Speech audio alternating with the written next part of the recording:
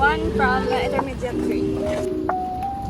Hey everyone, we're here at Bais Flores Elementary School. Hey everyone, I'm with Ma'am. Okay, so I'm Ma'am Maria del Isidano, a kinder teacher from the school na Bais Flores Elementary School. What inspires you to become a kindergarten teacher? Ang una, di na nagpa-inspire sa akin ng mga kinder teacher. Aside na din-assign ako diri, nang mga may sasang kinder, kay pang other school sa ko. Ang ako, nga pa sa bata, na puro gagmay nila. Kaya every time na nagadala ko sa nila, parang challenging. That's why, isang nagabot ko din sa Nabais, kaya nabalaan ko ang kinder akong tutuan, nag-editor pa dito sa mga area. So, nakuha ko sa early childhood education sa mga para ma-maintindihan ko sa mga bata kung paano ko sila manage. What are your daily responsibilities? Buti na lang yan, good day! Halin sa pag-iisa ko sa subungat ko, ma-prepare sa lesson plan. After some preparation sa lesson plan, ma-prepare kami sa SIM, instructional, support instructional materials. Para may gamitin kami sa pagtuturo namin. Kaya kung wala kang gamitin sa kinder, hindi ka nila maintindihan. And then, activity sheets, mga manipulatives. What strategies do you use to handle young learners? First na strategy, ang hinahimo ko sila is based on this one, classroom management. Routine nila, discipline. Kaya hindi ko ka-start sa mga lesson kung hindi ko na makasabay sa discipline sa ila. Pagkatapos, na-identify ko ang ilang needs, ang ilang learning needs, ang ilang level. And then, provide ko sila sa differentiated activities through play-based instruction. Kaya ba kung kinder, dapat more on play lang siya. At the same time, learn sila ito. What challenges do you commonly encounter?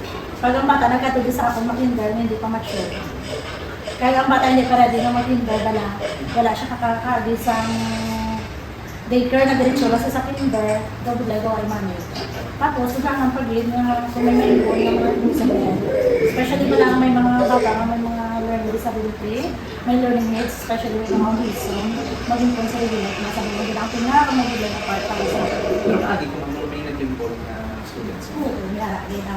Parang hindi mo ko is, kaya since na 3 hours lang naman sa kinder mo, dali, mag-10 o'clock uwi na naman, in-separate ko ang mga kasi na bata na may special needs. Lagi tagaan ko sila time slot na 10 to 11.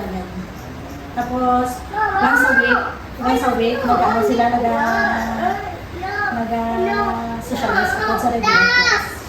What makes your profession fulfilling? Okay, sige.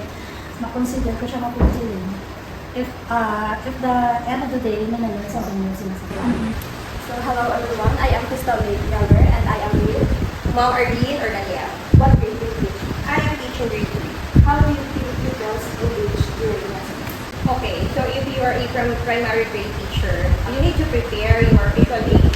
Dapat you came to school ready, energy, ang postura. Kaya nga akong primary grade na dahil very observant ng mga learners nato. Tanan kita nila sa imo. So dapat kung may teacher ka sa primary grade, kinanglan ready na tanan ng materials. So because learners in primary grade are more visual.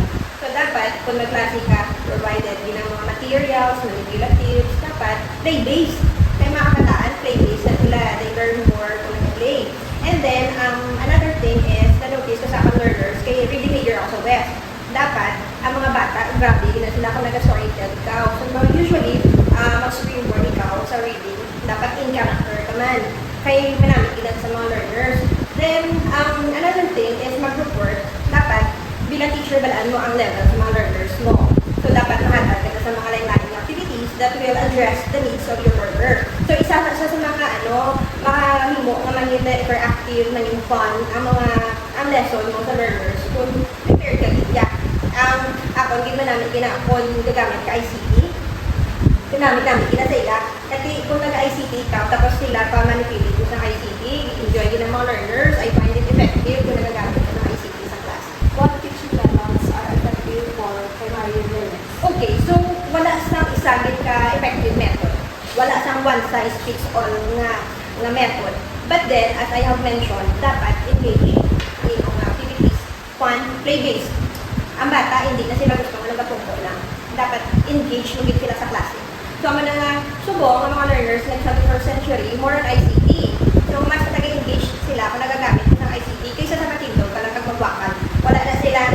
So, para sa mga kabataan, subong ang 21st learner, ICT din. Pag nagamit ka ng ICT, wow, may wow factor sa mga kabataan pag nag-ICT ka. Tapos hindi lang ICT nga ma-watch, but ICT nga magamit sila mapindot, sila na, like mga game-based na, bala mga offline games, if you are familiar with that, ang muna subong, ang mga effective sa mga kabataan, pero feeling nila na nagahampang din sila, but at the same time, they are learning. Pero, hindi naman na syempre, pagdulaon ng mga hindi numaan na natin, ng mga discovery learning, yan. Okay, hindi sa tapos sila, basta alam na ng teacher kung paano niya i-facilitate ang classroom eh. So, amo na siya ang mga effective na makita ko mga kabataan na makita mo nga tanan din sila ya naga-join sa lesson. So, nag-learn din sila. How do you manage different learning abilities? Okay. Multiple intelligences, ganito na kay Howard Gardner. Na, well, kung ikaw teacher ka, makita mo naman na eh. First day of school, observation. Hindi na ginamisupot, paano mo mabalaan? Nga ay moral visual niya siya, oral tactile niya siya, number niya siya.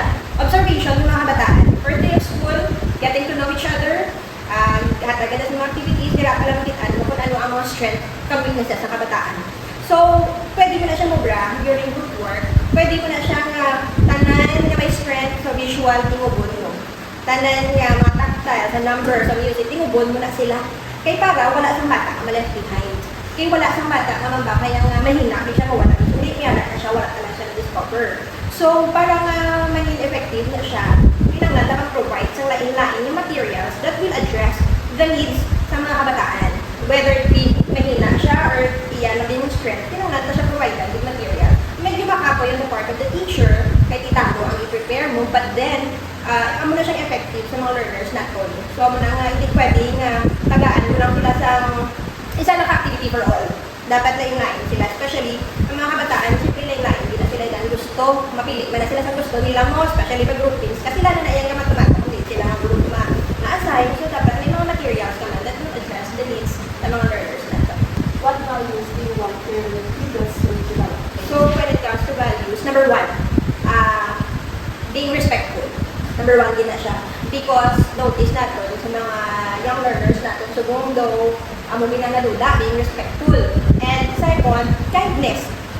Why kindness? Bullying is very rampant. So, dapat rin pala sa classroom, actually, dapat sa balay, pag natutuan nila sila ng kindness. Kaya nga, ang grabe na ginagawa pala sa mga bullying. So, dapat sa classroom, kindness din. And maging responsible. Kaya later on in life, hindi lang dapat na puro alam. Sana dapat namin kayo sa tao, ang inyong attitude, positive ka sa tao, sama. So, mo ng mga tatlo, na basic na gusto ko ma-learn sa grade 3 learners, yun ako. Kaya maging responsible. At a young age, pwede maging responsible ang mga kabataan. Kung kita nga teacher, tunduan pa sila kung paano maging responsible. What is the most rewarding part of teaching? Very, very cliche, no? Pamatian nga, na makita ka sa ulit natin ng mga learners yung successful in life, di ba? Ang mga learners naman, hindi ka rin naman makilala, maglabay kami sa dalan, pero mga learners naman, kilala kami na, di ba? Kung nagtigulang, later on, kami hindi nakakilala, pero makitaan mo lang yung successful ang mga learners mo. So, that is very fulfilling. Pero ako nang balo na ito, so day to day, ako, nagbira simple lang. If I can, hear na kabataan ko, I am so happy. Why? Na-struggle ang mga kabataan natin sa literacy and numeracy. So, kung dira pa lang, makitaan mo na nang-confident ang kabataan ko sa classroom, nag-engage sila. Dira pa lang, sa bisan sa ako lang nakaka-engage, very fulfilling for the teacher because ang effort mo pala sa teacher, kung feeling mo na-rewardan ka. Hindi na yung reward ang teacher's day. Flowers, no. Every day, makitaan mo nga may na-learn sila. Every day, nakitaan mo nga ay ito ng pagtuto ng kabataan ko, doon na disiplina, na sila kan-insyakto, na dira pa lang bilang teacher that's every day na mga fulfillment na sa teacher. So, hindi lang na siya yung mabatsagan, lang siya yung bilang usually mabal teacher's day lang, no. It's every day. So today, I am with Ma'am Andrea A. Sumalatar, an intermediate teacher. What are the challenges of teaching intermediate learners? The challenges in teaching intermediate learners usually is when the learners, when they reach grade 4, 5, and 6, still do not know how to read. They have low comprehension and usually they have poor study habits. How do you encourage critical thinking? I am teaching science when to develop critical thinking of the learners, mostly to answer questions and answer critically.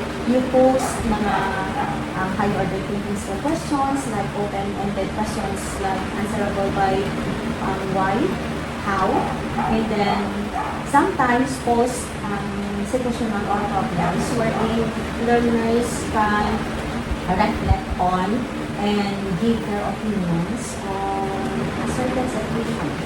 How do you prepare lessons effectively? In preparing lesson plan, ang objective should be aligned with the curriculum number 1 nila siya. And then, it should be smart, specific, measurable, attainable, result-oriented, and time-bound. And then, the most important thing is, you should know your learners. Because you are going to prepare lessons and activities that should be suited to the capacity of your learners so that they can relate and there is good teaching and learning interaction during the discussion of the lessons. How do you motivate learners to participate? Motivation starts with preparing them. Let them do songs first, regular activities na align sa imong nga learnings to feel them that they are within the group. And then next is recitation sa mga pag-aaralan siya during the lesson. So number 1 mo hinuon is feel free na hindi kita makastray. Kundi give them the time, the chance to talk even in a simple word or simple sentences lang or make activities na makaparticipate sila, like for example, group games, to group activities, na hindi sila participate na siya, ay kulbaan ka naman para sila na. So sometimes, kung nag-hesitate din sila, encourage them. Kuya, ako siya, ganda. O sige mo nila, try nyo lang or what. And mostly, gusto na nila is my reward system. Hindi bitwa, na-picture ng participation, okay, nag-hesitate sila, bising alam ka na. May ano din na siya ng hesitation. Pero, so kung makubra, kasi yung mga isang plan, parang encourage mo participation, i-plan mo ang activities mo na ang mga learners makaparticipate actively. What advice can you give to future teachers? Gusto mo gito na? Gusto mo, ano mo ko doon, magkita mo, ako galing is, gusto mo mag-teach. Kaya, ang hindi ang gusto mo, hindi mo ako, hindi nga ang gusto mo dito ka is tara, ini-enroll na nisubo ka lang, or wala kang kwarta, pero actually ako ang manak, tungod wala kwarta, hindi teacher ka. Pero once ala ka na sa field, hindi mo pag-reserve na ang imo na obra is mag-budlay. Ang every time, once ala ka sa teaching, grabe dito budlay ang obra, pero always malaki na number na you are working tungod sa mga kabataan, hindi tungod sa mga nakalabo. Ang obra, number 1, yung nagiging is delikado ka sa pag-program mo sa iyong mga craft kung gusto mong i-motivate, pag gusto mong mag-isa ka bata, i-change ang life nila na ma-encourage yung ang matuon, ako tulad ang mga dream. Ang ibo dapat nga dream, mga nag-teach is mga bata to inspire, to motivate them to change their life.